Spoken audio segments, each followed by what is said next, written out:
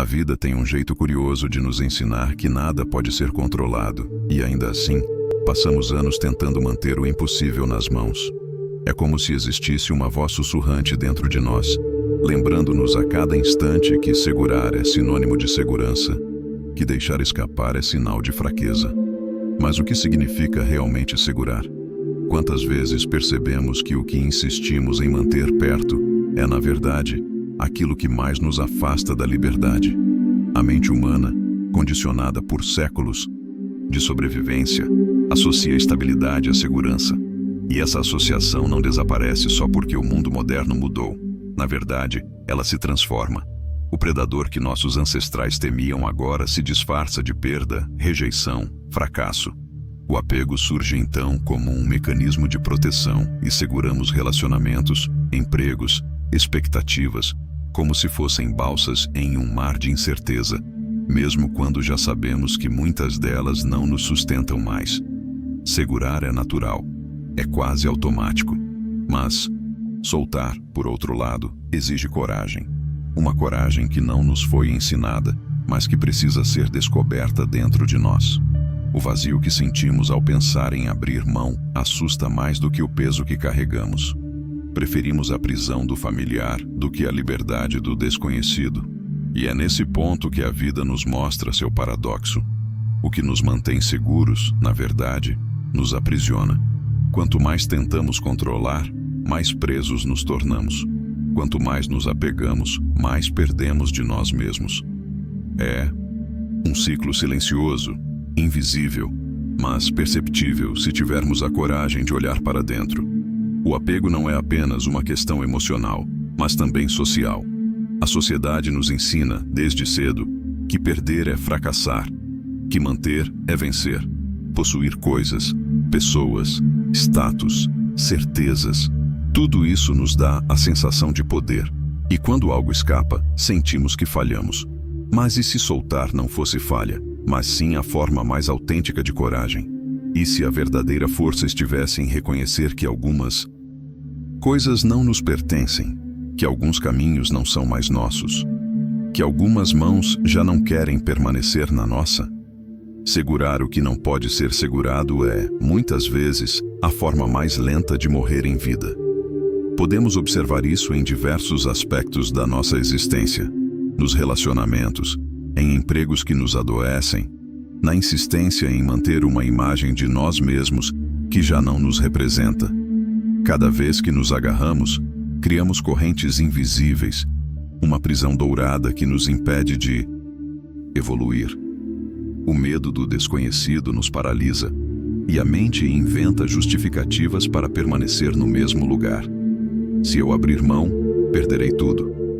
Mas já parou para pensar que, ao manter o que já não nos serve, também estamos perdendo algo? Estamos perdendo a chance de nos reinventar, de nos descobrir, de viver plenamente. A vida não espera. Tudo é impermanente. Nada permanece como é. Relações mudam, empregos terminam, pessoas se vão, sonhos se transformam. Resistir à impermanência é como tentar segurar água com as mãos. Quanto mais força usamos, mais escapa pelos dedos. E é exatamente aí que entra o grande paradoxo. Só podemos receber o novo quando abrimos espaço para ele. O vazio que tanto nos assusta não é ausência, é oportunidade. É o terreno fértil onde a vida pode florescer novamente. Aceitar isso, porém, exige um olhar profundo, um mergulho naquilo que muitas vezes tentamos ignorar, que a verdadeira liberdade começa quando soltamos aquilo que não pode ser segurado. Soltar não é desistir. Soltar não é fraqueza. Soltar é coragem concentrada em ação. É compreender que, por mais que desejemos controlar, a vida segue seu curso e que o amor, a felicidade e o crescimento não podem ser mantidos à força. Muitos confundem soltar com desistir, mas existe uma diferença crucial. Desistir é abandonar por medo ou comodismo. Soltar é reconhecer que algo não faz mais sentido em nosso caminho e liberar espaço para que algo novo possa entrar. É perceber que carregar aquilo que já não nos pertence só nos impede de caminhar. O processo de soltar exige primeiro consciência. É necessário olhar para dentro e perguntar: o que estou segurando que já não me serve? O que mantenho por medo e não por amor? O que insiste em permanecer em minha vida sem realmente fazer parte dela? Essas perguntas não são fáceis, pois nos obrigam a confrontar nossa própria fragilidade, nossos medos mais profundos e a aceitar que algumas coisas não voltarão. Mas é justamente nesse confronto que nasce a força. Reconhecer o apego é o primeiro passo para libertar-se dele. A vida, então, começa a nos ensinar que o luto não é apenas pela perda de alguém, mas também pela perda de sonhos, de expectativas e de versões antigas de nós mesmos. Muitas vezes permanecemos presos na negação ou na raiva, tentando manter algo que já não existe, como se o esforço pudesse trazer de volta o que se foi. Mas o luto, quando compreendido, é também um processo de renovação. Cada lágrima, cada lembrança, cada memória dolorosa carrega em si a semente de algo novo. Aceitar não significa esquecer. Significa integrar a experiência e abrir espaço para crescer. É nesse ponto que se revela a beleza de soltar. Há uma sensação de renascimento ao perceber que não precisamos mais carregar o que não nos pertence. É como atravessar uma ponte sobre águas turbulentas. Se insistirmos em levar todo o peso acumulado, a ponte desmoronará sob nós. Mas se soltarmos, se abrirmos as mãos e confiarmos na travessia, a ponte se sustenta e o caminho se torna possível. A vida nos pede apenas que confiemos, que permitamos que o fluxo siga seu curso. O que nos prende é a ilusão de controle. O que nos liberta é a aceitação da impermanência. E soltar é um ato de amor, não apenas pelo que deixamos ir, mas por nós mesmos. Amar sem se apegar, viver sem segurar, permitir sem exigir, essas são as formas mais puras de respeito à própria existência. Soltar não é renunciar, mas sim escolher conscientemente onde depositar nossa energia, nossas expectativas, nossa dedicação. É deixar ir para poder receber, abandonar para poder crescer, abrir mão para poder se tornar completo.